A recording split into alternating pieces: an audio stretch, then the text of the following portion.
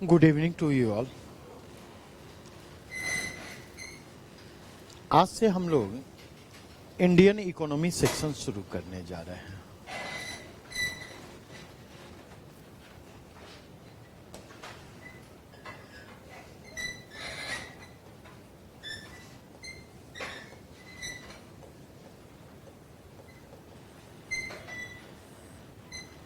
इससे पहले कि मैं अपनी चर्चा शुरू करूं, ठीक है, थोड़ा सा मैं आपका इनपुट चाहूंगा। इकोनॉमी को लेकर आप क्या सोचते हैं, नंबर 1, और नंबर 2, इकोनॉमी में कहां पर समस्या आप महसूस करते हैं। दो चीजों के बारे में जानना चाहूंगा, क्योंकि एक चीज ध्यान रखेंगे, समस्या अगर साइकोलॉजिकल है, प्रॉब्लम अगर साइकोलॉजिकल है, तो प्रॉब्लम का सॉल्यूशन भी साइकोलॉजिकल होगा। और मैं जैसा महसूस करता हूं कि इकोनॉमी के कंटेक्स्ट में बात करूं तो इंडियन इकोनॉमी में दो तरह की समस्याएं हैं। नेचर ऑफ प्रॉब्लम की बात करूं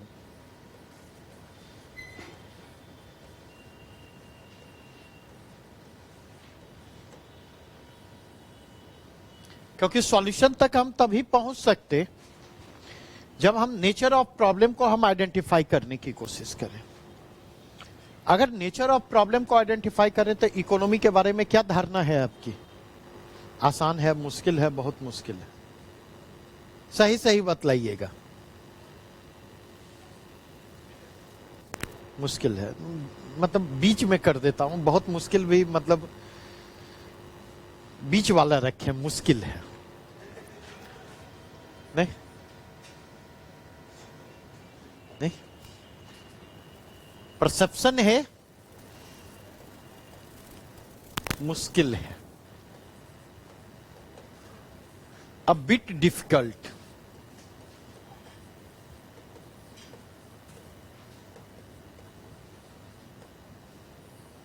और हमें अच्छी तरह से पता है कि मैं जिसको मुश्किल कह रहा हूं वो आपके लिए बहुत मुश्किल होता है, आप बना लेते हैं, ठीक है।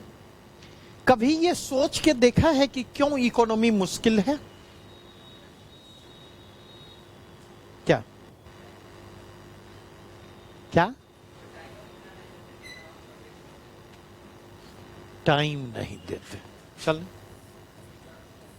वेट वेट वेट,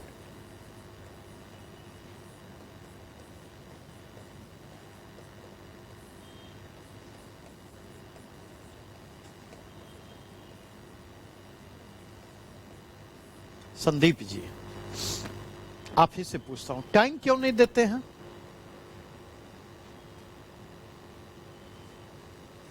नहीं, उन्हीं को जवाब देने दीजिए ना, हमको तो सब उत्तर पता है। ये मत सोचिए कि मुझे नहीं पता है, लेकिन आपको ये महसूस होना चाहिए ना कि आपके साथ समस्या है, मैंने आपकी समस्या को सुना, समस्या को समझने की कोशिश की, तब जाकर के समाधान दिया है। कोई रेडीमेड समाधान हमने नहीं दिया। हाँ,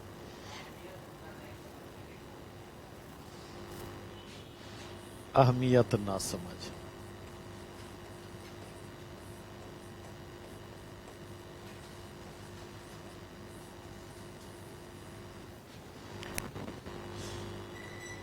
अब बेसिकली एक बात जानते हैं,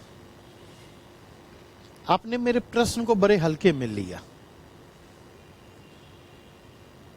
ऐसा है कि इकोनॉमी की अहमियत आप नहीं समझते? जिस पेपर से मेंस में 38 दिया,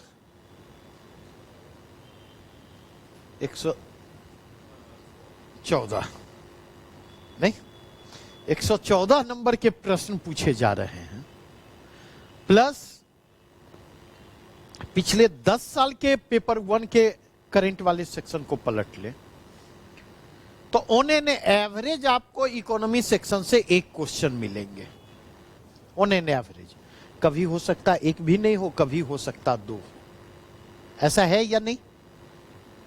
तो मोटा मोटी कह लें कि जहां से 114 अंक पेपर 2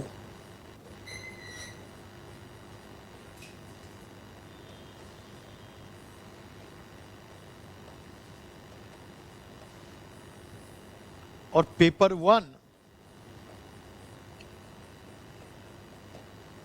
उन्होंने एवरेज 38 अंक,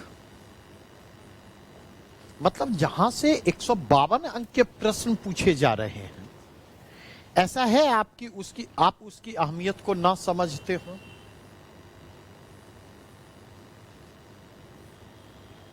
बोलिए, संभव है?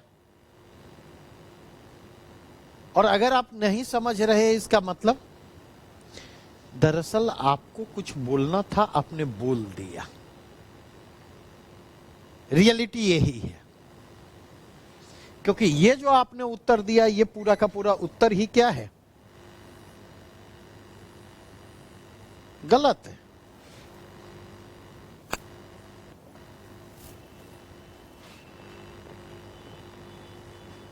ठीक है, तो यहां उत्तर क्या होना चाहिए? अब बोलिए।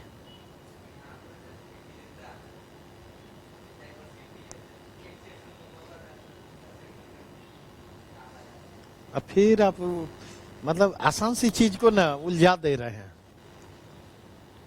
इसका सिंपल सा कारण है, इसका सिंपल सा कारण है कि समय अगर हम कम दे रहे हैं तो उसका आसान सा कारण है कि इसमें इंटरेस्ट नहीं है। क्या गलत तो नहीं कह रहा?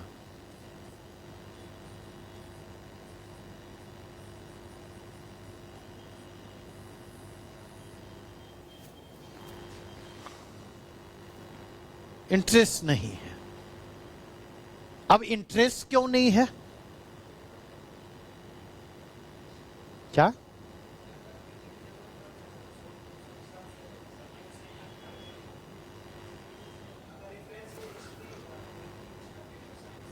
ऐसा नहीं है कि हिस्ट्री में बहुत अच्छी स्थिति है, भ्रम है कि हिस्ट्री में ठीक ठाक।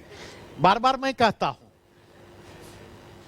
मैं अक्सर कहता हूं लोगों को, दुनिया का जो आसान से आसान विषय आपको लगता है, आप मुझे पढ़ाने दे दें, आप महसूस कर लेंगे कुछ दिनों में कि इससे कठिन विषय कुछ नहीं हो सकता।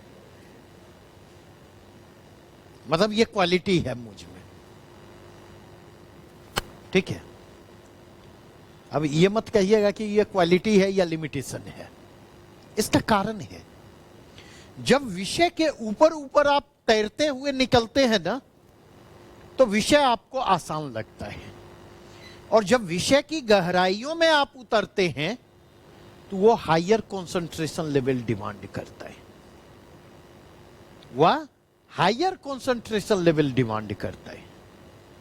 ठीक है, और जब हायर कंसंट्रेशन लेवल की जरूरत होगी तो वहां पर चीजें आपको मुश्किल लगेंगी। कल भी किस्सा मैंने अखिलेश सर वाला सुनाया था नहीं,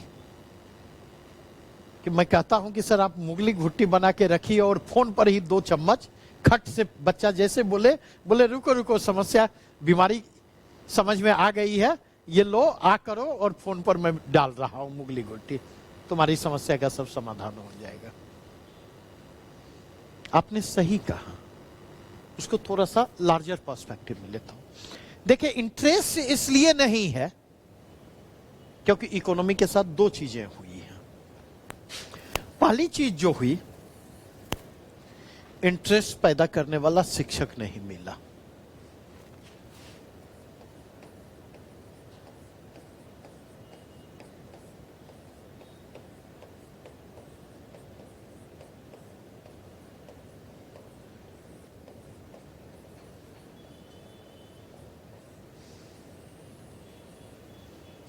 आज इस बीमारी का साइकोलॉजिकल इलाज ही पहले करूंगा मैं। ठीक है, दूसरी चीज जो है,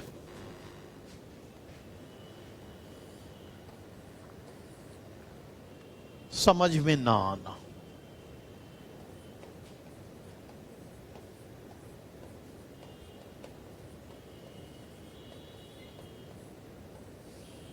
आप गौर कीजिएगा,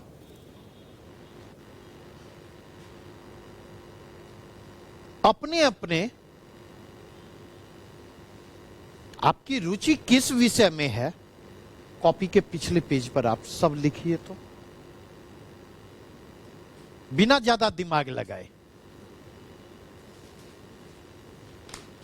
एक बार आंख बंद करें और कोई अगर पूछ रहा हो कि किस विषय में आपकी ज्यादा रुचि, सबसे ज्यादा रुचि है, उस विषय का नाम लिख लें।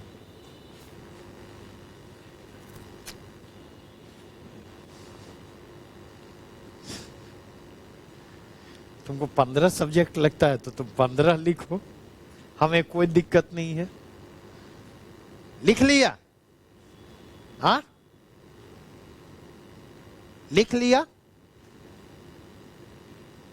अब याद करें कि आपके स्कूल में सबसे अच्छे शिक्षक जो थे किस विषय के थे, जो आपको पढ़ाते थे?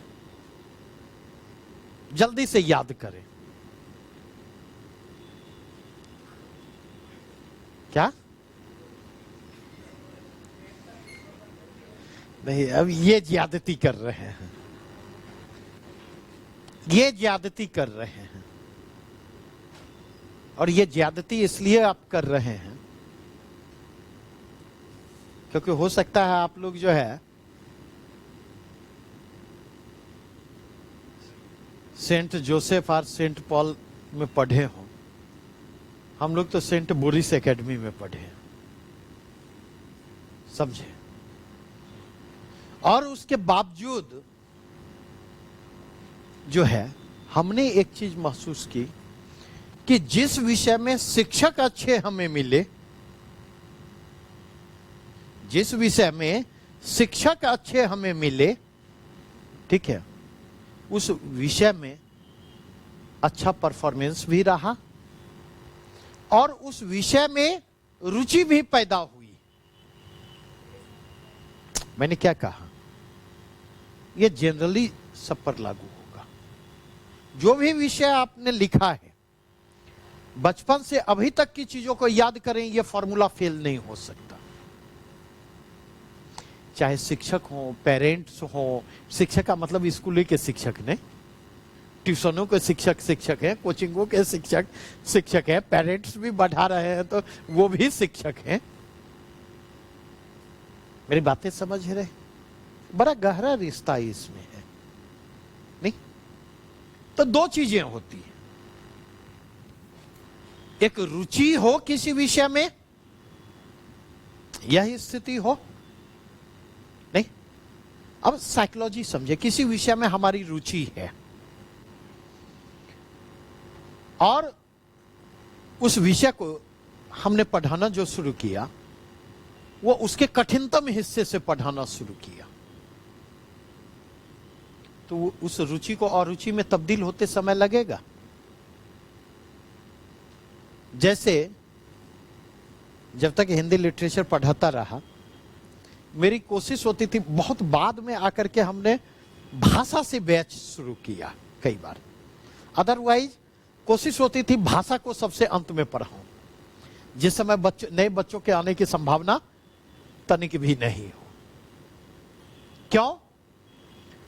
तो भाषा पर 12 से 14 क्लास ही लेता था, ठीक है, लेकिन वो इतना फैक्चुअल और इतना इंफॉर्मेटिव टॉपिक था कि मैं भी पढ़ाने आता था तो लगता था कि मैं भी जो है बैग उठा के भागने के चक्कर में हूं, रियल सेंस में बतला रहा हूं। क्योंकि कोई भी इंफॉर्मेटिव टॉपिक या फैक्चुअल टॉपिक जो होता वहां पर आदमी में बहुत कंफर्टेबल नहीं फील करता, लेकिन जब कॉन्सेप्ट और अंडरस्टैंडिंग की बात होती है तो वहां पर घंटों मुझसे उस मसले पर बुलवा लीजिए, मैं एंजॉय करता चलता। लेटर फेज में हमने काट निकाला इसका, आसान करते करते करते फिर पिछले 4-5 वर्षों के दौरान भाषा से भी जो है हमने उसको आसान बनाते हुए क्लासेस शुरू किया। तो एक तो कंटेक्स्ट यह कहा कि किसी विषय में अगर हमारी रुचि है, लेकिन उस विषय के ऐसे हिस्से को हमने उठाया ना, कि कोई हिंदी लिटरेचर लेना चाह रहा है और उसको आगे का उपन्यास शेखर एक जीवनी धरा दीजिए, उसका 7 पुश्त तक हिंदी ऑप्शनल लेने के बारे में सोचने से परहेज करेगा। 1-2 पुश्त की बात नहीं कर रहा मैं, 7 पुश्त तक की बात कर रहा, समझे? क्योंकि जिनकी हिंदी साहित्य में रुचि है, जो हिंदी के अच्छे जानकार हैं, ठीक है, वो अगर आज्ञे के शेखर की जीवनी को उठा लेते हैं तो उनका पेशेंस जवाब देने लगता है। तो एक तो ये चीज, दूसरा चीज है कि हो सकता है किसी विषय में हमारी रुचि ना हो, लेकिन ऐसे शिक्षक हमें मिले नहीं, उनके पढ़ाने का तरीका इतना रोचक है कि उसमें रुचि पैदा होते चल जाए नहीं। क्योंकि हमेशा यह ध्यान रखें, अगर किसी विषय में रुचि है, ऐसे पोर्शन को उठाया जो समझ में नहीं आ रहा है, तो उस रुचि को और रुचि में तब्दील होते समय नहीं लगेगा। और अगर किसी विषय में रुचि नहीं है, लेकिन अगर उस विषय को इस तरीके से पढ़ाया गया जाए जिसमें चीजें समझ में आने लगे, तो वो खुद ब खुद रुचि क्या होती है, खुद ब खुद रुचि पैदा होने लगती है नहीं। अब सवाल उठता है, समझ में क्यों नहीं आता नहीं? तो इसका कारण क्या है? तो इसके 2 कारण हैं।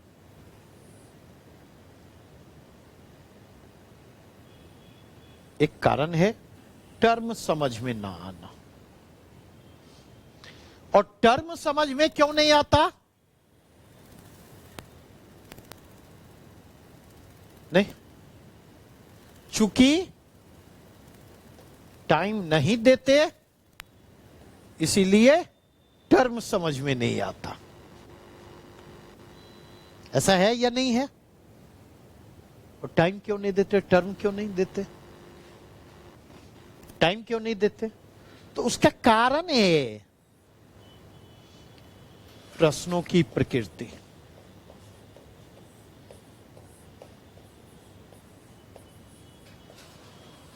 बीपीएससी में पूछे जाने वाले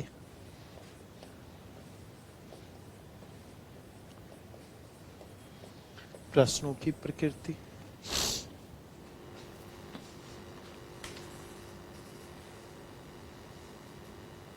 ठीक है।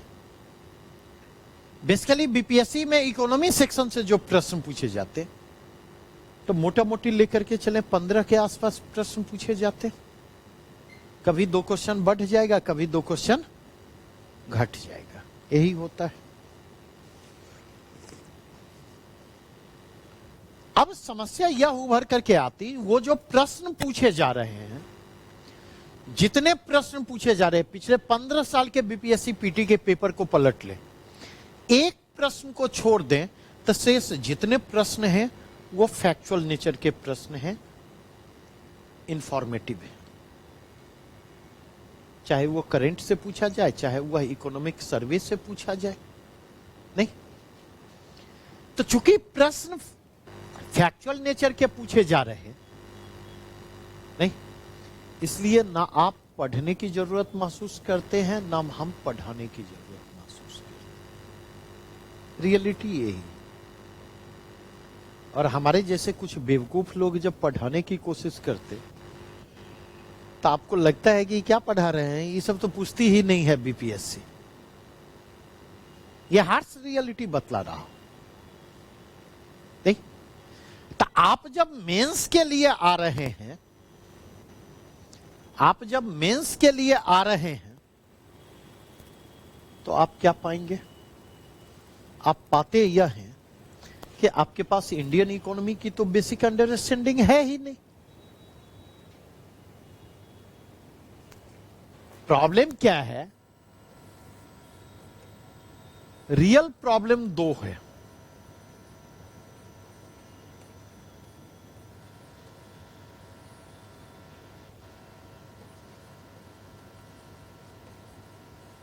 और इसी रियल प्रॉब्लम ने क्या किया है? साइकोलॉजिकल प्रॉब्लम को जन्म दिया।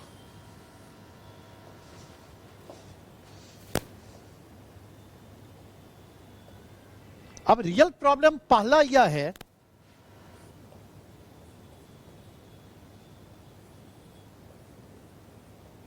बेसिक टर्म्स की समझ नहीं।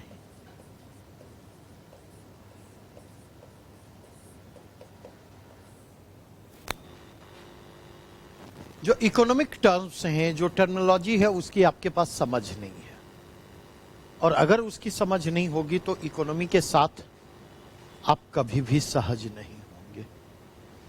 और दूसरी समस्या जो यहां पर उभर करके आती, भारतीय अर्थव्यवस्था की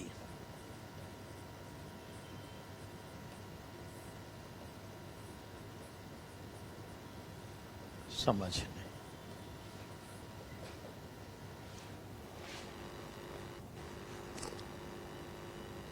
बेसिकली अगर आप जाकर के देखें, यूपीएससी के द्वारा जो इकोनॉमी सेक्शन में प्रश्न पूछा जाता, आप प्रीवियस ईयर के प्रश्नों को पलटे, पिछले 15 साल के प्रश्नों को पलटे, आप यह पाएंगे कि 50% से 2/3 प्रश्न जो है बेसिक इकोनॉमिक कॉन्सेप्ट पर बेस्ड होते हैं। भारतीय अर्थव्यवस्था की, मतलब अर्थव्यवस्था की जो मूलभूत संकल्पनाएं हैं उस पर बेस्ड होती है। और स्पेशली अगर आप जाकर के देखें तो अकेला मनी एंड बैंकिंग चैप्टर ऐसा होता जिससे 8 से 8 प्लस माइनस क्वेश्चन पूछे जाते, कभी 7 भी हो सकता, कभी 10 भी हो सकता, कभी 11 भी हो सकता। और इकोनॉमी से पूछे जाने वाले प्रश्नों की संख्या 17-18 के आसपास होती।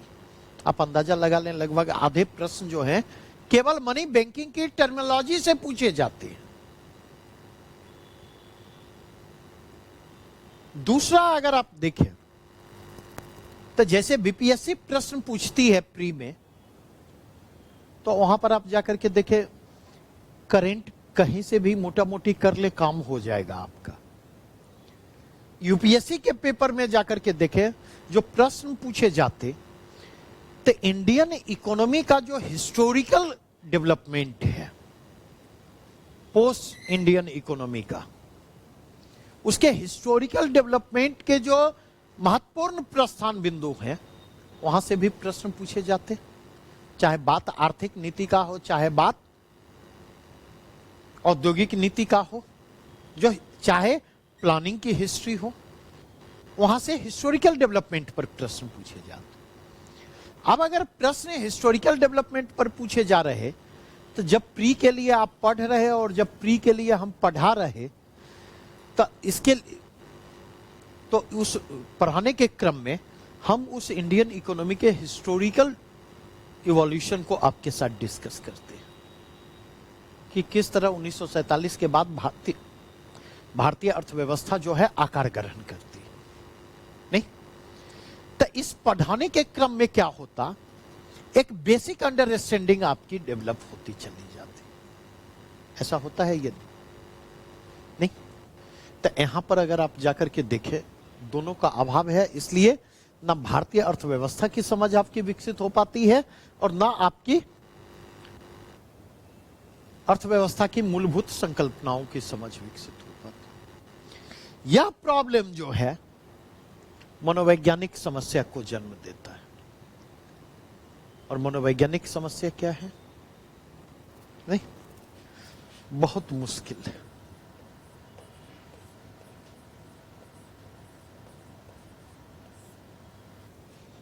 नहीं, लगता है दशरथ मांझी की तरह पहाड़ में छेद करना आसान है बनिस्पत की इकोनॉमी पढ़ने और समझने की। गलत तो नहीं कह रहा। अब एक छोटी सी कहानी सुनाऊंगा। बात 96-97 की है। उस समय साउथ ईस्ट एशियन इकोनॉमी काफी क्राइसिस जो है, इस एशियन क्राइसिस जो है काफी चर्चा में, और जस्ट उस समय तैयारी हमने शुरू ही की थी। ठीक है, ग्रेजुएशन का एग्जाम देने के बाद सीधे यहाँ चला आया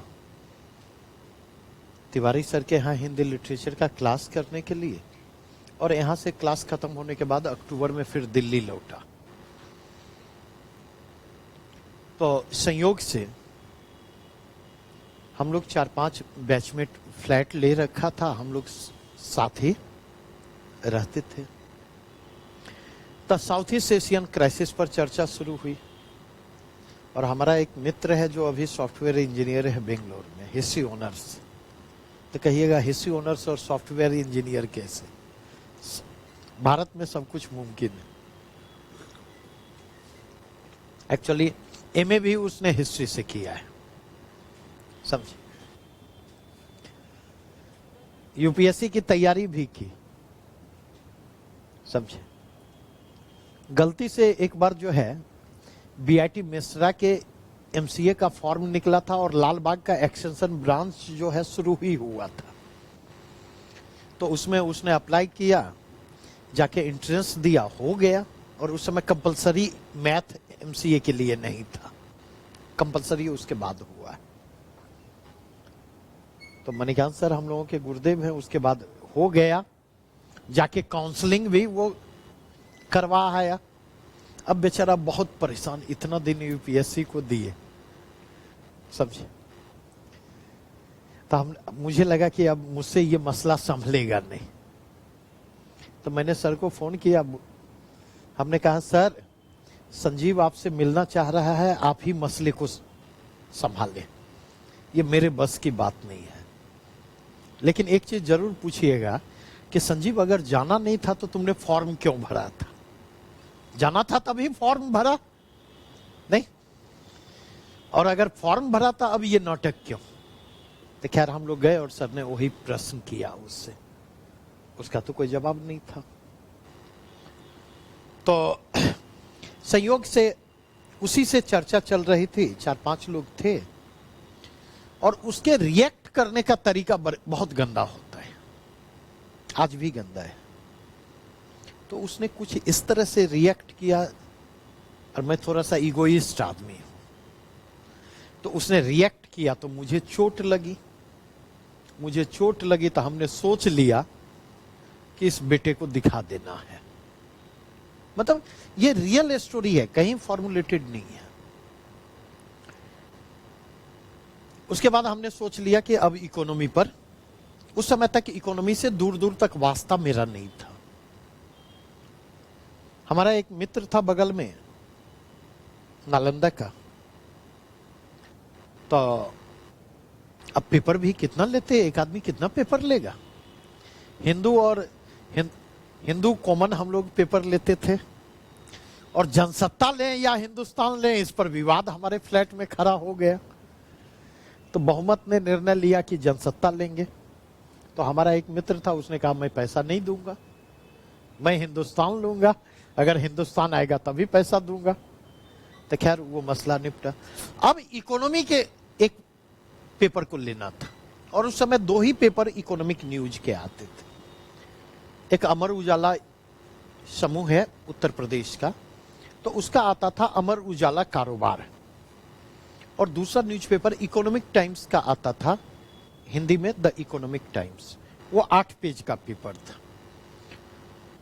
तो खैर किसी तरह हमारा जो मित्र था उसको तैयार किया कि यार तुम अमर उजाला कारोबार लेना शुरू करो, और ठीक ठाक घर था। लालू जी की मिनिस्ट्री में उसके पिताजी मिनिस्टर थे यहाँ, तो उसने वो लेना शुरू किया। तो शाम में मैं वहां जाया करता था उसके पास, और वो पेपर लेकर के आ जाता, रात में पढ़ता, फिर अगले दिन जब जाता तो वो पेपर लौटा देता, अमर उजाला कारोबार, और उस दिन का पेपर में लेता आता। तो एक तो ये तरीका हमने अपनाया। दूसरा तरीका अपनाया, मेरिडियन में अशोक सर के यहाँ कोचिंग ज्वाइन की थी जब मेंस देना था। तो वहां पर इकोनॉमी पढ़ाने के लिए एक टीचर आया करते थे, डी कुमार। इकोनॉमी के बहुत अच्छे टीचर थे, लेकिन उनके साथ 2 समस्या थी। एक तो यूपीएससी की समझ नहीं थी उनके पास, मतलब जो हमने ऑब्जर्व किया, यूपीएससी की समझ उनके पास नहीं थी। और दूसरी समस्या उनके साथ थी कि कुछ कुछ जो बीमारी मुझ में दिखती है उसमें हमारे वो लकड़दादा थे। इकोनॉमी के क्लास लेते लेते वो गोदान भी पढ़ाने लगे हैं तो आधा घंटा गोदान पर भी चर्चा कर सकते थे सब। तब 12-14 क्लास उनका हुआ, उसके बाद लड़कों ने रिवोल्ट कर दिया,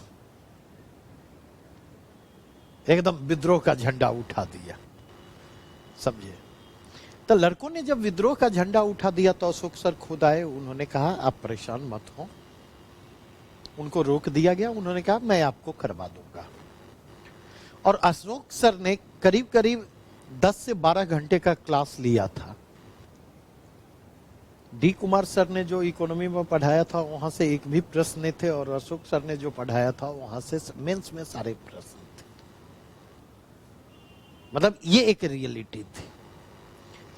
लेकिन डी कुमार सर के क्लास का फायदा यह हुआ कि इकोनॉमी में एक मेरा फाउंडेशन तैयार हो गया। और उसके बाद जो घटना आपको सुनाई 97 की, और 99 के नवंबर दिसंबर के बाद, मैं बतला दूं, उसी संजीव को बैठ करके 4 घंटे में मैंने पूरी की पूरी इकोनॉमी की टर्मिनोलॉजी समझाई।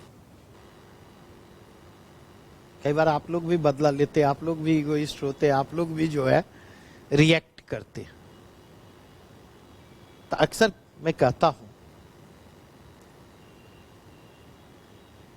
घर किसी को मारना हो तो मार दो एहसान से, घर तुम्हें क्या मिलेगा मारकर किसी को जान से।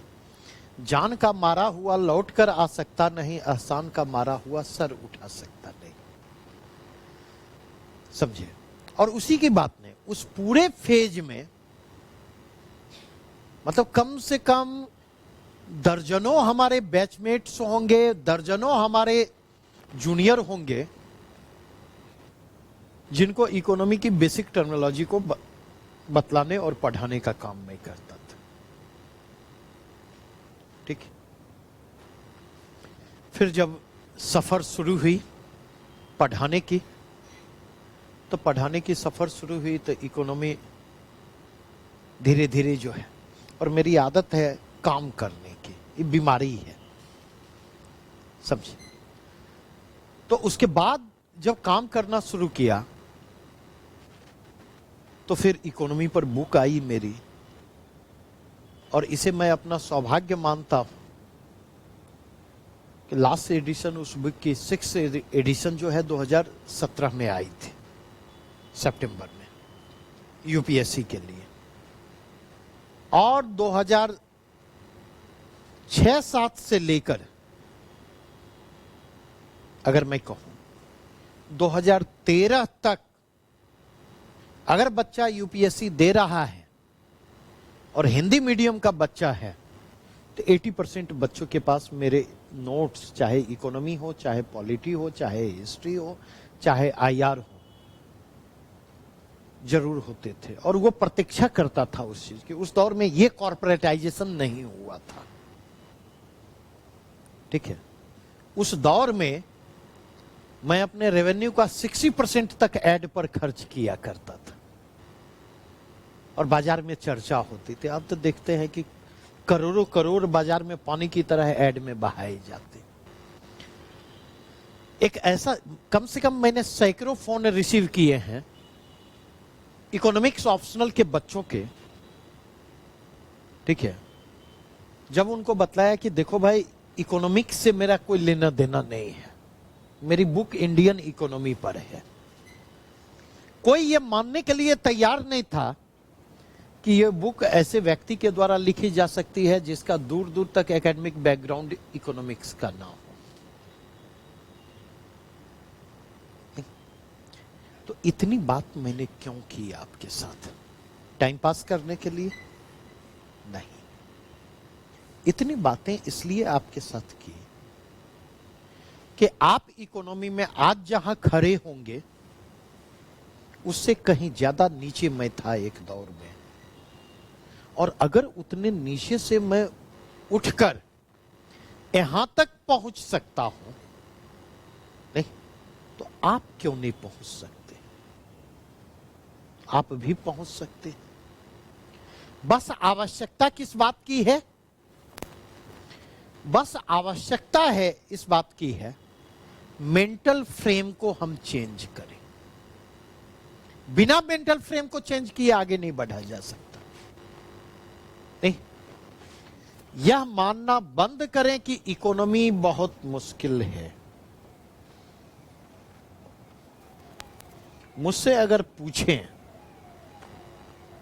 तो मैं कहूंगा इकोनॉमी बहुत आसान है। आसान नहीं, बहुत आसान।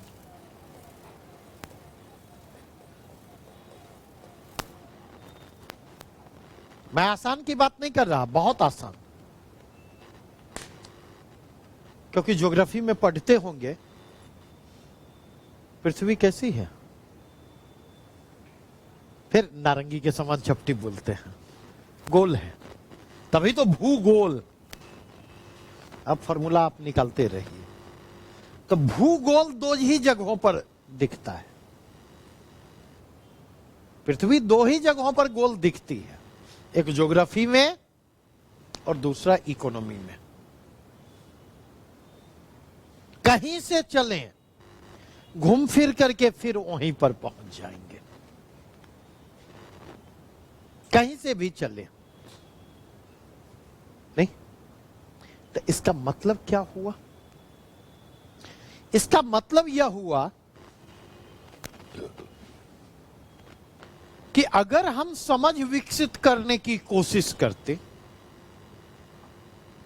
और हम समझ विकसित करते हुए चीजों को एक दूसरे से रिलेट करते हुए आगे बढ़ते हैं, तो हमारे लिए चीजें क्या होंगी? अपेक्षाकृत आसान होंगी। नहीं, जब हम रिलेट करते तो उनके बीच लॉजिकल लिंकेजेस को तलाशेंगे या नहीं? नहीं। जैसे दो सिचुएशन में देता, अभी आपके घर से कितना पैसा आता? अलग अलग आते होंगे सबके, नहीं? एक मोटा मोटी मैं कहूं, तब मान लीजिए आपके घर से 7,000 रुपये आते। ज्यादा तो नहीं बोल रहा हूं, हाँ? क्या क्या बोले? दो? सबके लिए अजय भवन कहाँ उपलब्ध है? हाँ? अजय भवन सबके लिए उपलब्ध है? नहीं है ना? ना? तो अगर आप देखें, दो सिचुएशन में देता, 7K आ रहा है, 7,000 रुपया आ रहा है। नहीं, केस 1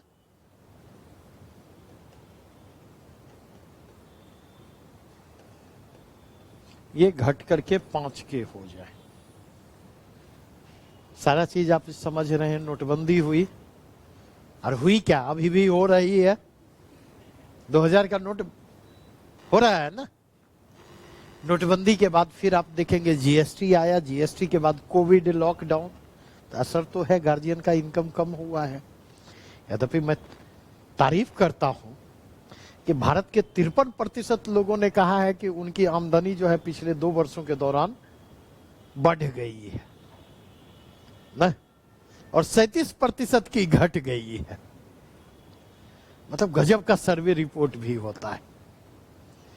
जो मोदी समर्थक हैं उनकी आय बढ़ गई है और जो मोदी विरोधी हैं उनकी आय घट गई है। अब रियलिटी कहां है मैं नहीं कह सकता। समझे? 5K हो गया, और दूसरा है या 9K हो जाए, क्या होगा?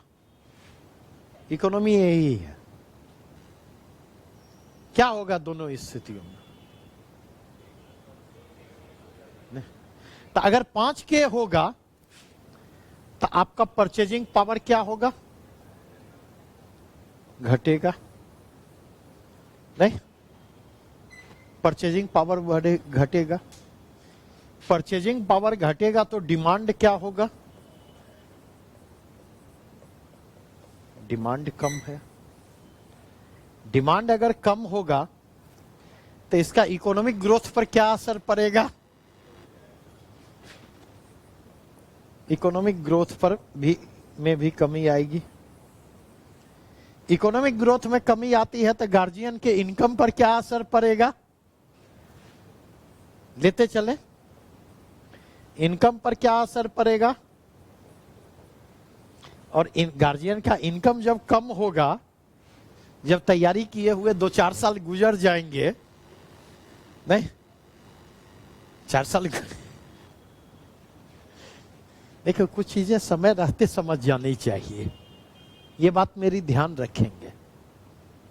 जब मैं दिल्ली गया था तो संयोग से हमारे ग्रामीण थे तो उन्हीं के साथ रुका था, तो उस समय उन्होंने जस्ट एमए किया था या कर रहे थे, ठीक है।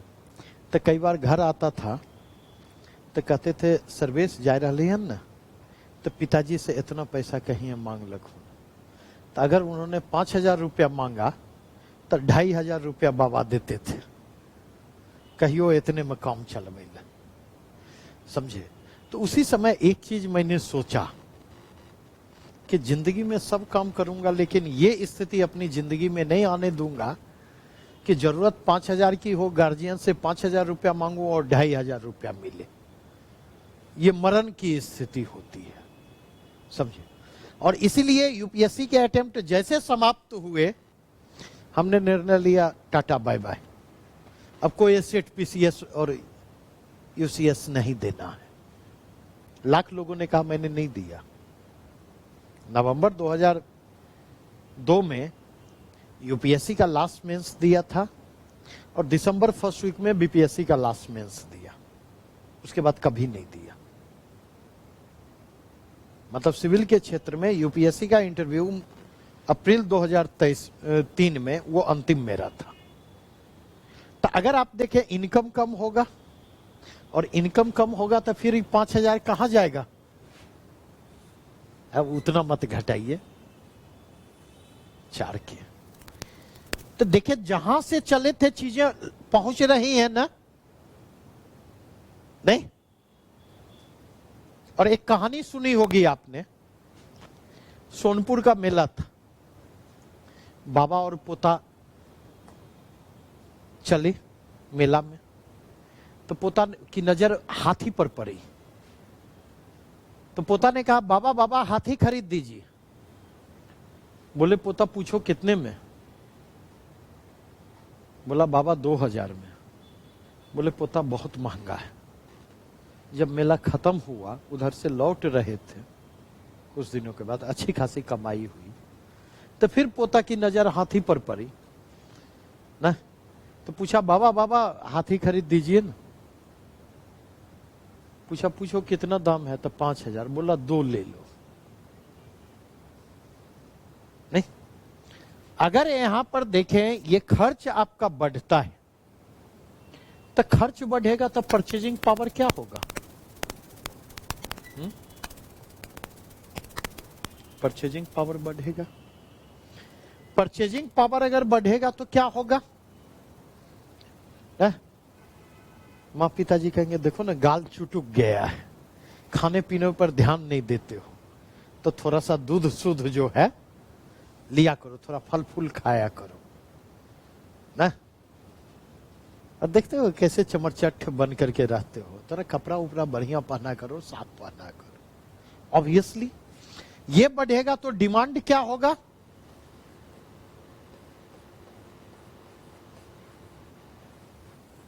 मांग बढ़ेगी तो इकोनॉमिक ग्रोथ पर क्या असर पड़ेगा? तब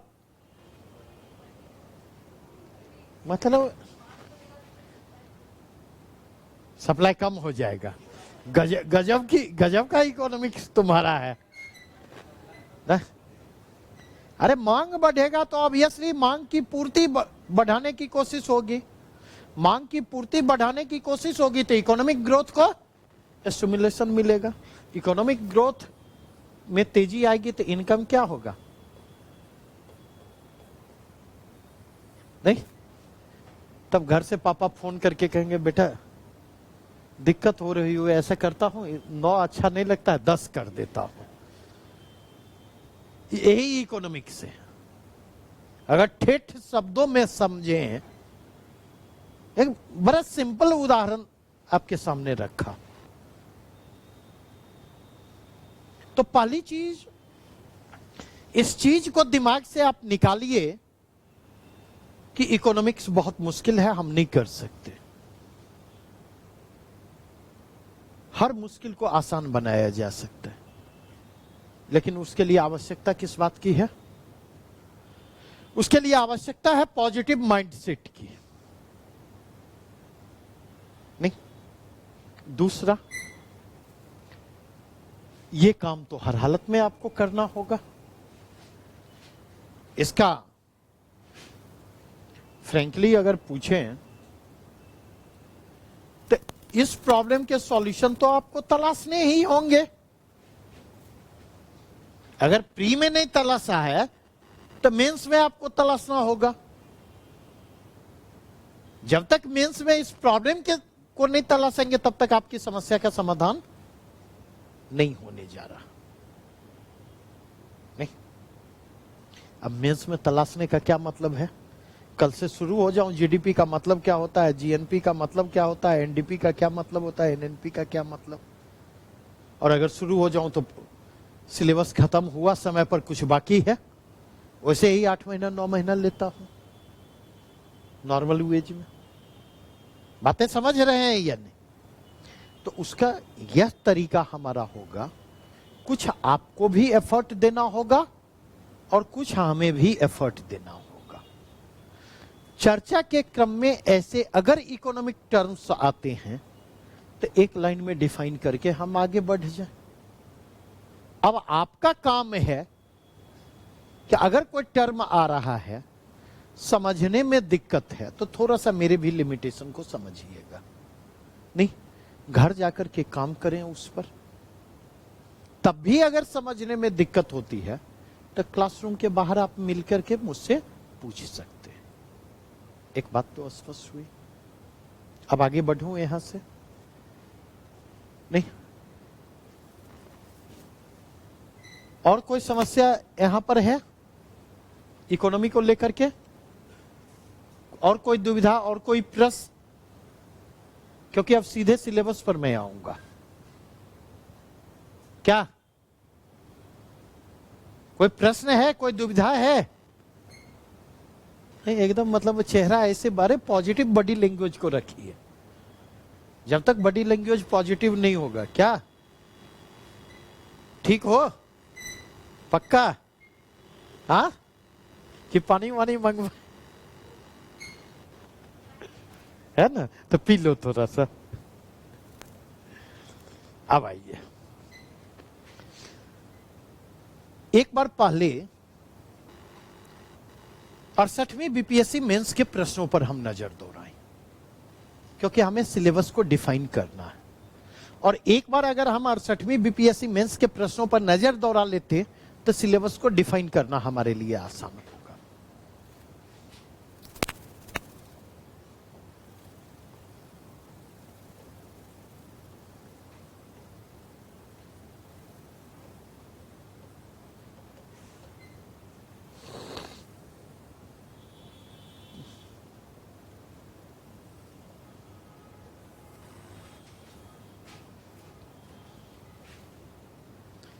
देखें, कल की बातों को कंटिन्यू करूंगा। हुआ क्या है इकोनॉमी में, अगर मैं बदलाव की बात करूं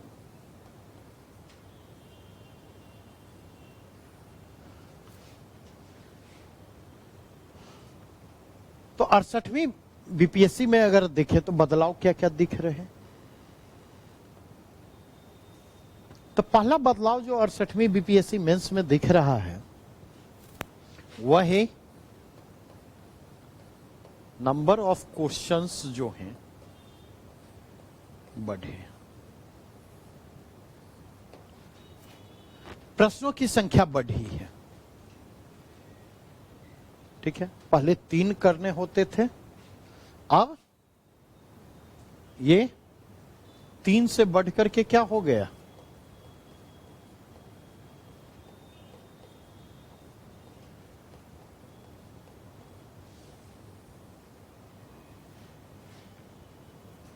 नहीं, अगर पेपर 1 में नहीं पूछा जाता है तब की स्थिति, ये केवल पेपर 2 के कंटेक्स्ट में बात कर रहा है। पेपर 1 में पूछा ही जाएगा, इस बार नहीं पूछा गया अगले बार पूछा जाएगा, अगले बार नहीं पूछा जाएगा उसके अगले बार पूछा जाएगा, उसके लिए तैयार रहिए। दूसरा परिवर्तन अगर आप जाकर के देखें तो दूसरा परिवर्तन आपको यहां पर क्या दिख रहा है,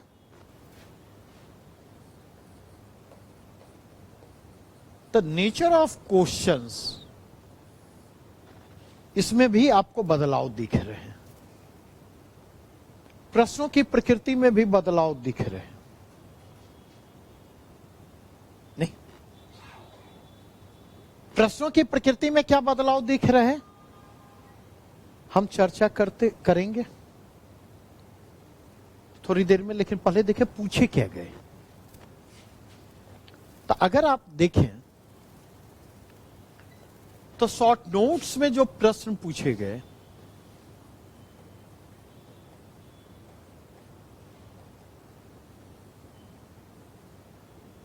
एक राष्ट्रीय लॉजिस्टिक्स नीति पर,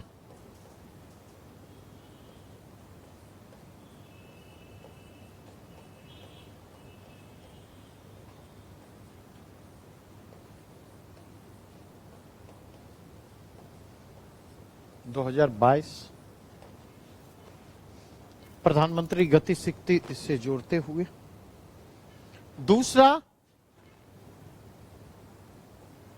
अटल इनोवेशन मिशन पर,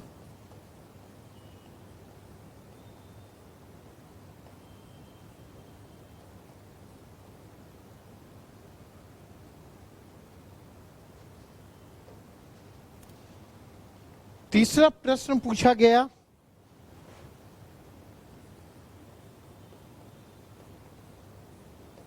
बिहार में नगरीकरण,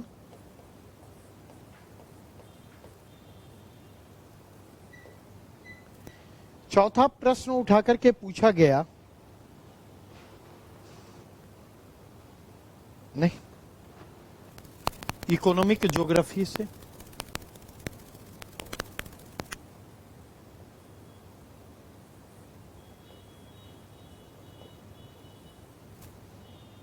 इकोनॉमिक ज्योग्राफी से जिसमें हिंद महासागर,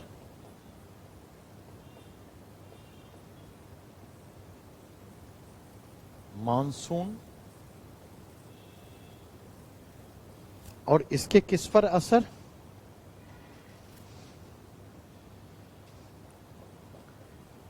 इम्पैक्ट ऑन, नहीं, food grain production and economy.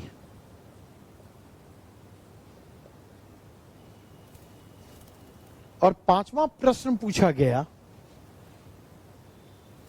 किस पर, तो पांचवा प्रश्न पूछा गया है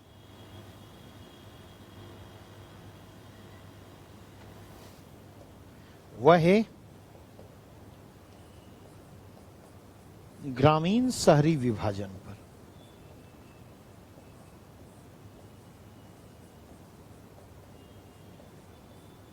और ग्रामीण शहरी विभाजन पर जो पूछा गया उसका कंटेक्स्ट क्या है, डिजिटल कंटेक्स्ट।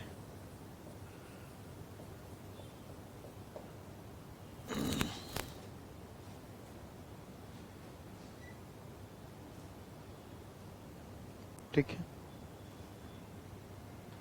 बढ़े आगे। फुल क्वेश्चन क्या पूछा गया है?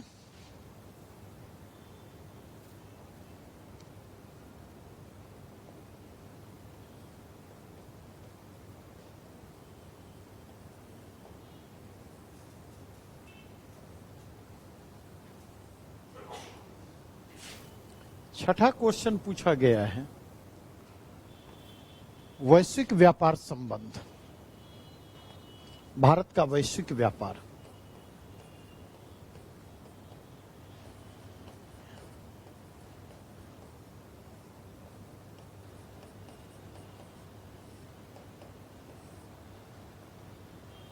दिशा, गति एवं भविष्य।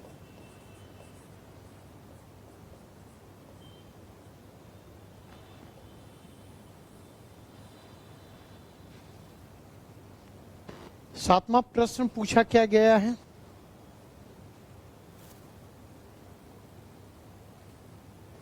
बिहार में निम्न टेली घनत्व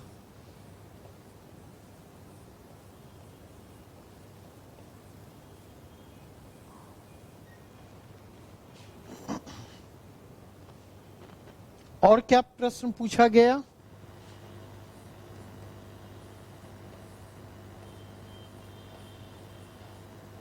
ब्लू इकोनॉमी एंड इंडिया।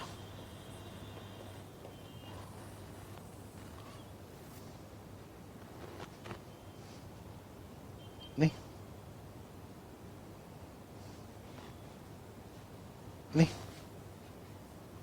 और प्रश्न क्या पूछा गया?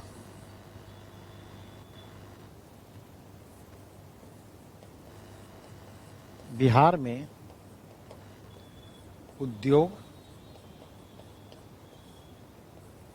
का वर्गीकरण बेस्ड ऑन रॉ मटेरियल।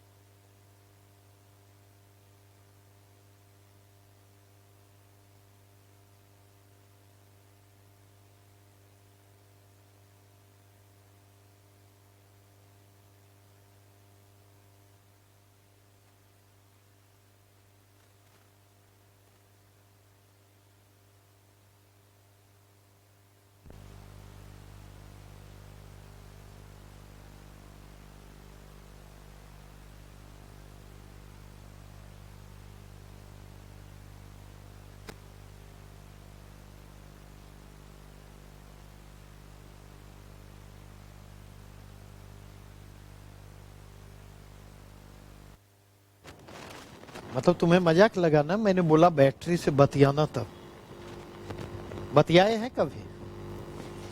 मैं भी चौंका था।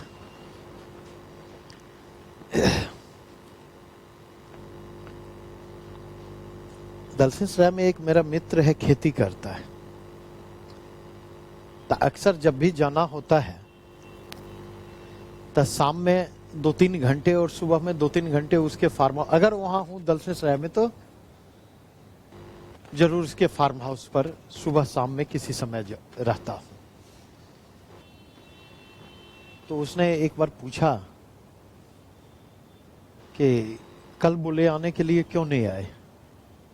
तब ने कहा यार कल अपने खेत की तरफ चला गया था, कुछ प्लांटेशन का काम करवा रहा था वो देखने के लिए।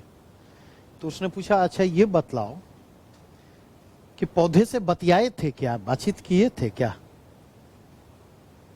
तब मैं गड़बड़ा गया कि पौधे से बातचीत करने का क्या मतलब है? बोले यार समझा नहीं। तो पौधे को छू वगैरह के देखे थे, कुछ बोले थे वहां पर? बोले हाँ बोला तो था। तो क्या बोले थे? तो हम बोले कि पौधे का ग्रोथ अच्छा है। बोला यही बतियाना है। अगर वहां जाकर के अगर निगेटिव बोलोगे तो उसका उसके ग्रोथ पर निगेटिव असर पड़ेगा, और अगर उसके पास जाकर के पॉजिटिव बोलोगे तो उस पर उसका पॉजिटिव असर पड़ेगा। ठीक है, तो बतियाना इसलिए बहुत जरूरी है।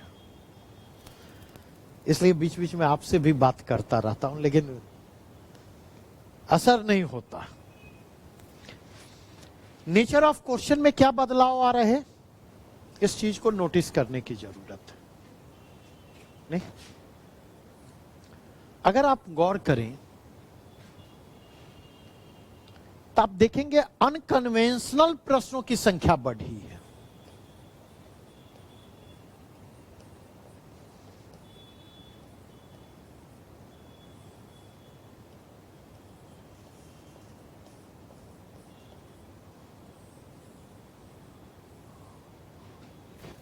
ये पहला परिवर्तन आया है, अनकन्वेंशनल प्रश्नों की संख्या का बढ़ना, एक परिवर्तन। दूसरा परिवर्तन अगर आप देखें तो आप देखेंगे अपडेशन की अहमियत बढ़ी है।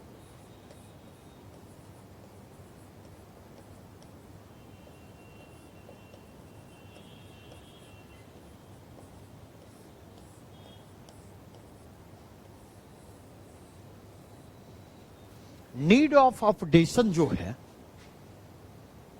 राष्ट्रीय लॉजिस्टिक नीति एक, ठीक है, 2022 के कंटेक्स्ट में भारत का वैश्विक व्यापार, बिहार में निम्न टेली घनत्व, नहीं, अगेन अगर आप जाकर के देखें ये तीनों के तीनों प्रश्न जो हैं इनका कंटेक्स्ट क्या है? तीन क्वेश्चन हैं जिनका कंटेक्स्ट प्योरली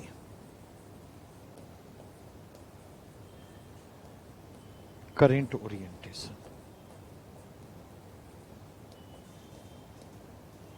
नहीं, 2022 के कंटेक्स्ट में वो उठा करके पूछे गए। अपार्ट फ्रॉम दैट अगर आप जाकर के देखें तो और आपको क्या दिखेगा? दो स्पेसिफिक क्वेश्चन हैं जो आपको ज्योग्राफी ओरिएंटेशन वाले, मतलब अगर मैं इसको कहूं ज्योग्राफी ओरिएंटेशन वाले प्रश्नों की संख्या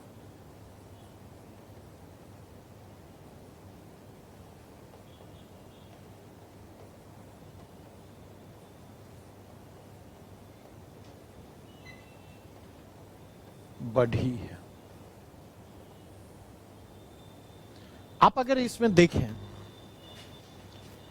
केवल नोटिस कीजिएगा, हिंद महासागर monsoon impact on food grain and economy, Bihar में नगरीकरण, ठीक है।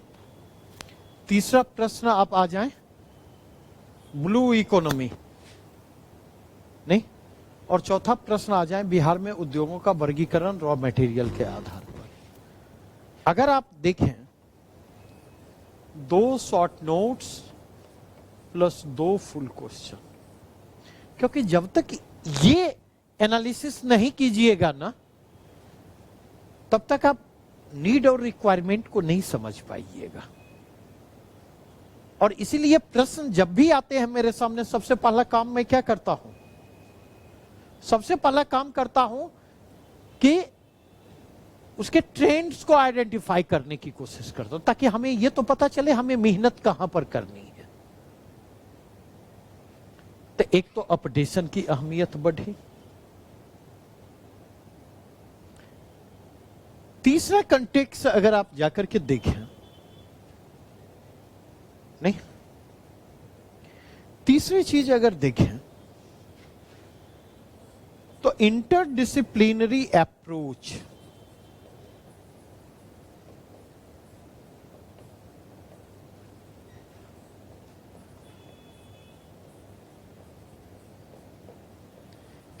पर आधारित प्रश्न,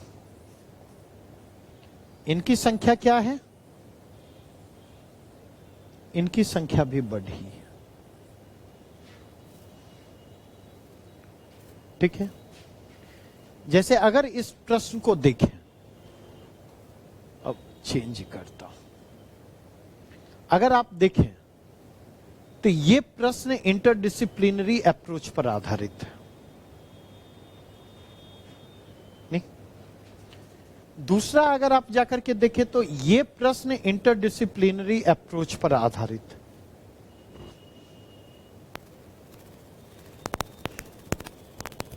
नहीं, ये दो प्रश्न हैं जो प्योरली इंटरडिसिप्लिनरी अप्रोच पर आधारित है। और अगर इसी के कंटेक्स्ट में जाकर के देखें तो यहां पर हम देखें, दो प्रश्न यहां से आपको दिखाई पड़ेंगे, एक इकोनॉमिक ज्योग्राफी से और एक क्वेश्चन जो है आईआर प्लस इकोनॉमी। और इनफैक्ट देखें तो दो की बजाय मैं 3 प्रश्न कहूंगा, क्योंकि नॉर्मली इस प्रश्न को कोई करके गया नहीं होगा, कोई नहीं करके गया होगा। लेकिन अगर आप आइडेंटिफाई करें, तो जब इंडो पैसिफिक की चर्चा मैंने की तो इंडो पैसिफिक की चर्चा के क्रम में उसके इकोनॉमिक इंपॉर्टेंस की बात की इंडिया के कंटेक्स्ट में। जब वेस्ट एशिया की मैंने आपके साथ चर्चा की तो वेस्ट एशिया का इकोनॉमिक इंपॉर्टेंस क्या है, इस पर चर्चा हुई। जब गल्फ कंट्री की चर्चा हुई तो गल्फ कंट्री का इकोनॉमिक इंपॉर्टेंस क्या है उस भारत के लिए, उस पर चर्चा हुई। जब एससीओ और सेंट्रल एशिया की चर्चा हुई तो उसका इकोनॉमिक इंपॉर्टेंस क्या है, इस पर हमारी आपके साथ चर्चा हुई। जब हमारी आपके साथ चर्चा इंडो चाइना की हुई तो इंडो चाइना में चाइना के क्या इकोनॉमिक इंपॉर्टेंस है भारत के लिए, उस पर हमारी चर्चा हुई। Apart from that Indo UAE CEPA और ऑस्ट्रेलिया के साथ जो संधि हुई, इतनी चीजें जब आपके सामने हैं। और जब टेस्ट में की बात आई तो टेस्ट में हमने 5 ईयर फॉरेन ट्रेड पॉलिसी, पंचवर्षीय विदेश व्यापार नीति 23-28 की चर्चा की। तो अगर इतनी चीजों को जोड़ देंगे तो शानदार आंसर यहां पर फॉर्म होता हुआ आएगा। बातें समझ रहे हैं? तो इस प्रश्न को भी हम इसी से इकोनॉमिक ज्योग्राफी से एक क्वेश्चन, आईआर और इससे 2 क्वेश्चन। चौथा बिंदु अगर इसके कंटेक्स्ट में मैं चर्चा करूं तो चौथा कंटेक्स्ट क्या है? आप अगर मूव करें तो आप यह पाएंगे कि बिहार विशिष्ट प्रश्न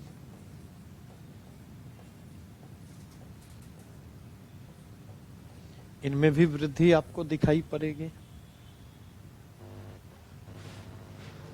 अब बिहार विशिष्ट प्रश्न जो है उसको किस कंटेक्स्ट में हम देखें?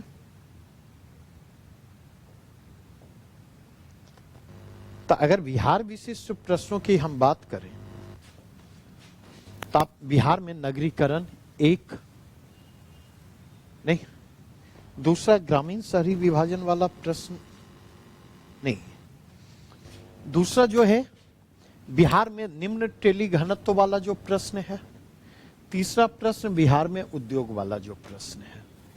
तो बिहार स्पेसिफिक प्रश्न अगर आप देखें तो यहां से 3 क्वेश्चन पूछे गए। अच्छा, एक और चीज गौर कीजिएगा, थोड़ा सा घर जाएंगे ना तो एक बार काम कीजिएगा, इन प्रश्नों पर काम कीजिए और ये तलाशने की कोशिश कीजिए कि इसमें कितने प्रश्न हैं जो क्लास में करवाए जा सकते हैं और इसमें कितने प्रश्न हैं जो लॉजिकल रीजनिंग पर बेस्ड प्रश्न है। इस काम को जरूर कीजिएगा, आपको पता चलेगा। मतलब एक अगर बिहार की ओवरऑल इकोनॉमी के अंडरस्टैंडिंग हमारे पास है नहीं, क्योंकि आप देखेंगे जैसे बिहार में नगरीकरण वाला प्रश्न 4 मिनट में आपको लिखना है। और आप देखें प्रश्न क्या है, बिहार में नगरीकरण के स्तर पर चर्चा कीजिए, प्रश्न का पहला डायमेंशन। प्रश्न का दूसरा डायमेंशन है कि राज्य में नगरीकरण के निम्न स्तर से संबंधित कम से कम 2 कारणों की व्याख्या कीजिए। और तीसरा है राज्य में नगरीकरण को बढ़ावा देने के लिए बिहार द्वारा हाल ही में क्या कदम उठाए गए हैं। मतलब 80 से 100 शब्द में उत्तर लिखना है। 4 4 8 1 9 5 14 14 5 19 5 24 5 29 5 34 5 39 3 42। 80 शब्द में उत्तर लिखना है और 42 शब्द में आंसर क्वेश्चन है।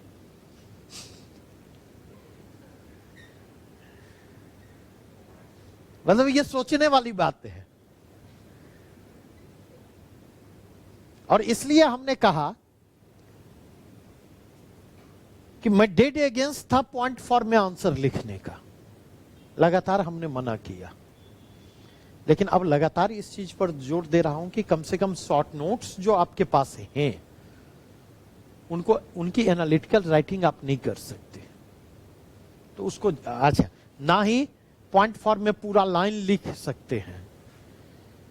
तो सिंपल है, सब हेडिंग बनाइए, 2 पॉइंट 3 पॉइंट। अगर 2 कारण पूछ रहा है तो 2 कारण लिखिए, फिर अगले डायमेंशन की तरफ बढ़े, तभी उस आंसर को पूरा कर सकते। न तो अतुल प्रसाद जी के चक्कर में रहेंगे, न तो वो अपने तो नहीं पगलाएंगे, अब रिटायरमेंट एज के करीब होंगे, आपको जरूर पगला देंगे। मतलब जिस प्रश्न का उत्तर 4 मिनट में लिखना है, 4.5 मिनट में लिखना है, इतना बड़ा प्रश्न पढ़ने में 30 सेकंड से कम लगेगा? बतलाइए। तो 4 मिनट में लिखने के लिए है और 2 पेज उन्होंने छोड़ा है। नहीं, हमारे जैसा आदमी 1 पेज में 150 शब्द से ज्यादा लिखता है। नहीं, अभी किसी बच्चे से बात हो रही थी जिसे मेंस दिया है। उस बच्चे ने कहा कि सर 120 शब्द में मैंने लिखा है। हमने बोला क्वेश्चन 120 शब्द में लिखोगे तो क्वेश्चन छूटना ही छूटना है, जानते हुए छूटना है। सर लगा कि हमारा तो 100 शब्द में 80 से 100 शब्द में लिखेंगे तो 1 पेज में समाहित हो जाएगा, तो एग्जामिनर को लगेगा ये लिखा क्या है, नंबर ही नहीं देगा। मतलब दिक्कत कई बार क्या होती है, आप प्रश्नों को रेस्पॉन्ड करने के बदले जो है ना, एग्जामिनर की साइकोलॉजी को समझने लगते। आपका ध्यान उत्तर लिखने पर नहीं होता है, आपका ध्यान इस बात पर होता है कि एग्जामिनर क्या सोचता होगा और हमारा उत्तर देखेगा तो क्या सोचेगा। हमेशा मेरी एक बात ध्यान रखें, express yourself, don't try to impress the examiner. अपने को एक्सप्रेस करें, एग्जामिनर को इंप्रेस करने की कोशिश मत करें, क्योंकि उसकी बड़ी कीमत होगी, जो कीमत चुका पाने की स्थिति में आप नहीं है। बातें स्पष्ट हुई या नहीं? तो आप अगर देखें, ऐसे प्रश्न पूछे जा रहे हैं जिस प्रश्न के 1 से अधिक डायमेंशन है। नहीं, अब देखिए ना, अटल इनोवेशन मिशन किस प्रकार पूरे भारत में नवाचार और उद्यमशीलता को बढ़ावा दे रहा है, पहला डायमेंशन। व्याख्या कीजिए। मेंटर इंडिया, अटल इंक्यूबेटर सेंटर्स और अटल न्यू इंडिया चैलेंज जैसे अटल इंडिया मिशन की विभिन्न पहलुओं पर संक्षेप में चर्चा कीजिए।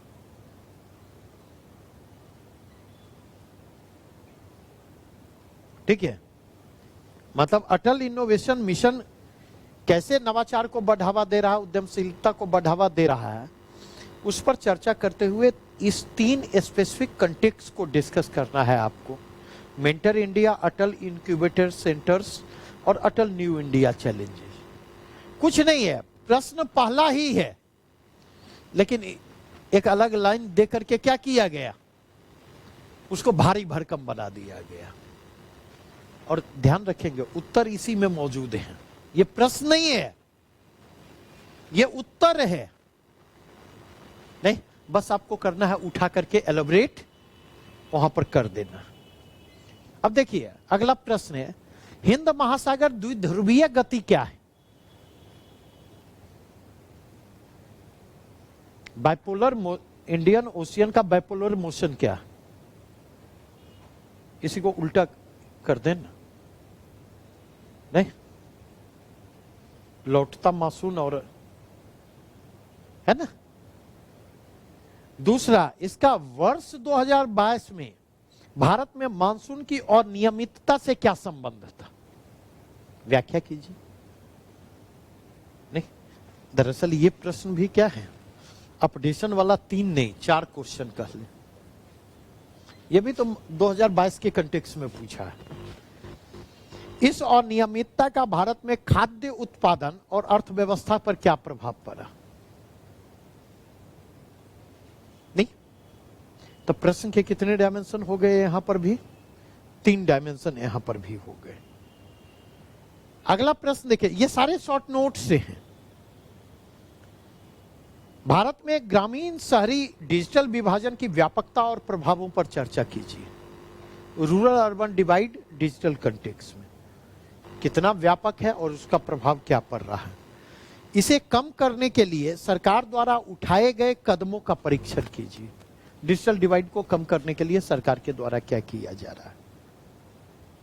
ठीक है, तो अगर इस कंटेक्स्ट में देखें तो इतनी चीजों को देखने के बाद आपको क्या लग रहा है? नहीं, ट्रेडिशनल इंडियन इकोनॉमी की पढ़ाई यहां पर डायरेक्ट काम देती दिखाई पड़ रही है। प्रश्न आपके सामने है, नहीं वो डायरेक्ट काम करती नहीं दिखाई पड़ रही, पहली चीज। दूसरी चीज अगर यहां पर देखें तो बिना ट्रेडिशनल इंडियन इकोनॉमी के समझ को क्या आप यहां तक पहुंच सकते हैं? इस वाइब्रेशन को पकड़ सकते हैं? बतलाइए। भारतीय अर्थव्यवस्था की आपके पास समझ नहीं है तो क्या आप इन चीजों को पकड़ने की स्थिति में होंगे? नहीं होंगे,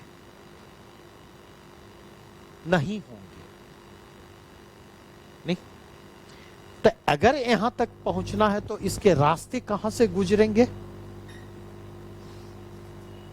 अगर यहां तक पहुंचना है तो और इनके साथ कंफर्टेबल होना है, तो जब भी इसके रास्ते गुजरेंगे तो वो इंडियन इकोनॉमी की अंडरस्टैंडिंग को डेवलप करते हुए ही गुजरेंगे, अदरवाइज नहीं। क्योंकि इस बार हो सकता है यहां पर फोकस किया, कल कहीं और फोकस करें। ऐसा है या नहीं? पेपर आप पलट करके देखें पिछले 5 साल के ट्रेंड को, पिछले 5 साल के प्रश्नों को ट्रेंड पलट करके देखें। तो अगर वो अंडरस्टैंडिंग आपके पास है तो आप यहां पर चीजों को बेहतर तरीके से मैनेज करने की स्थिति में। नहीं, ऐसे एक छोटा सा उदाहरण मैं दूंगा।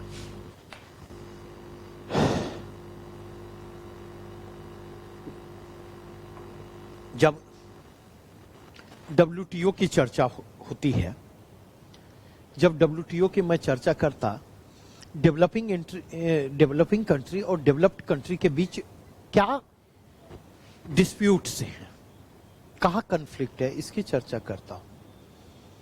तो जब नामा की चर्चा होती है, नॉन एग्रीकल्चरल मार्केट एसेस की चर्चा होती, तो नॉन एग्रीकल्चरल मार्केट एसेस की चर्चा के क्रम में NTB की चर्चा करता, नॉन टैरिफ बैरियर की चर्चा करता, और उसी नॉन टैरिफ बैरियर की चर्चा के क्रम में एक और चर्चा करता हूं TFA की, ट्रेड फैसिलिटेशन एग्रीमेंट, व्यापार सुविधा प्रदान समझौता। नहीं, और जब उसकी चर्चा होती है तो मैं इस बात की चर्चा करता हूं कि विकसित देशों का यह दबाव है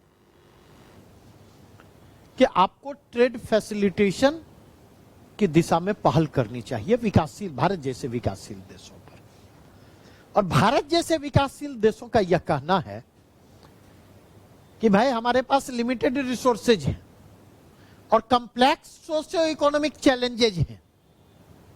अगर उस लिमिटेड रिसोर्सेज को जो है, उस लिमिटेड रिसोर्सेज की बदौलत, वो रिसोर्सेज इतने नहीं है कि हम अपने सोशियो इकोनॉमिक चैलेंजेज को ही रिस्पॉन्ड कर सके, तो अगर हम उस लिमिटेड रिसोर्सेज की बदौलत हम उसको रेस्पॉन्ड करना चाहते, किसको रेस्पॉन्ड करना चाहते? तो उस लिमिटेड रिसोर्सेज की बदौलत हम रेस्पॉन्ड करना चाहते हैं प्रॉपर चैलेंजेज को, सोशियो इकोनॉमिक चैलेंजेज को, तब भी हमारे पास रिसोर्सेज का अभाव होता, हम नहीं कर सकते। और अगर उस लिमिटेड रिसोर्सेज को हम ट्रेड फैसिलिटेशन के लिए अगर हम खर्च करते, तब तो हमारे सामने जो सामाजिक आर्थिक चुनौतियां हैं वो गंभीर से गंभीरतर होती चली जाएंगी। और जब हमारे सामने मौजूदा सामाजिक आर्थिक चुनौतियां गंभीर से गंभीरतर होगी, तो हम वो रिस्क नहीं ले सकते। नहीं, अगर आप देखें, क्या अब इतनी बातें समझ में आई? तो ट्रेड फैसिलिटेशन जो होगा उसमें सहायक क्या होगा? तो प्रधानमंत्री गति शक्ति नेशनल लॉजिस्टिक्स पॉलिसी। आप इस चीज को समझें। तो चाहे प्रधानमंत्री गति शक्ति हो या नेशनल लॉजिस्टिक पॉलिसी हो, उसको लार्जर कंटेक्स्ट में 3 संदर्भों में देखे जाने की जरूरत है। ऐसे इनिशिएटिव के लिए हम पर ग्लोबल पावर का, इंटरनेशनल पावर का प्रेशर हम पर है। वो प्रेशर लगातार बढ़ रहा है। नंबर 1, बातें समझ रहे हैं या नहीं? इसलिए हमने WTO ट्रेड फैसिलिटेशन एग्रीमेंट की चर्चा की। नंबर 2, अगर आप जाकर के देखें, नहीं तो कहीं ना कहीं जो है, इससे हमारे इकोनॉमिक ग्रोथ को भी गति मिलेगी। नहीं, क्योंकि लॉजिस्टिक्स जितना डेवलप्ड होगा उसका फायदा क्या होगा? नहीं, मूवमेंट उतना फास्ट होगा, लॉजिस्टिक कॉस्ट उतना कम होगा, और तीसरी चीज, ट्रांसपोर्टेशन के क्रम में जो डैमेज होता है, डैमेज उतना कम होगा। और अल्टीमेटली ये चीजें क्या करेंगी? इकोनॉमी के कॉम्पिटिटिवनेस को बढ़ाएंगी। Are you getting my point? तो इकोनॉमी को भी फायदा होगा। और इसका एक फायदा है जो बहुत शानदार फायदा है, और वो फायदा क्या है? इसमें कोई करप्शन नहीं होता, फिक्स कमीशन है जो आप तक पहुंच जाएगा। बेईमानी का कारोबार जो है बड़ी ईमानदारी से चलता है। और इसलिए आज के डेट में देखें, सबसे अधिक, चाहे केंद्र सरकार की बात करें या राज्य सरकारों की बात करें, सबसे अधिक अगर काम कहीं पर हो रहा है, किसी भी डिपार्टमेंट में चले जाएं, सबसे अधिक fund allocation, fund public expenditure हर डिपार्टमेंट में कंस्ट्रक्शन सेक्टर पर आपको दिखेगा। सबसे अधिक कंस्ट्रक्शन सेक्टर पर। आप ये सुनते होंगे कि एनडीए की जो सरकार होती है, भाजपा की जब भी सरकार होती, नहीं तो आप देखेंगे इंफ्रा जो है काफी तेजी से डेवलप करता है। तो उसकी एक वास्तविकता ये भी है। इतनी बातें स्पष्ट हुई है। तो जैसे इतने लार्जर पर्सपेक्टिव को पकड़ेंगे, आपका आंसर क्या होगा?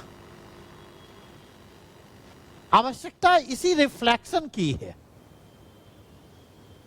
तो अगर किसी चीज को होलिस्टिक मैनर में आप देखते हैं, किसी चीज को आप होलिस्टिक मैनर में समझने की कोशिश करते, तो वैसी स्थिति में चीजें क्या होती हैं आपके लिए? वैसी स्थिति में चीजें आसान होती चली जाती। क्लियर? यहां तक में कोई दिक्कत? तो आज यहीं तक रहने दें। अब इस चर्चा के कंटेक्स्ट में कल के क्लासेज में मैं सिलेबस को डिफाइन करता हुआ कल अखिलेश लेंगे साइंस एंड टेक वाले डायमेंशन पर, उसी अप्रोच के साथ। परसों फिर हम मिलेंगे और इस पर चर्चा के साथ आगे बढ़ेंगे। Okay, thank you.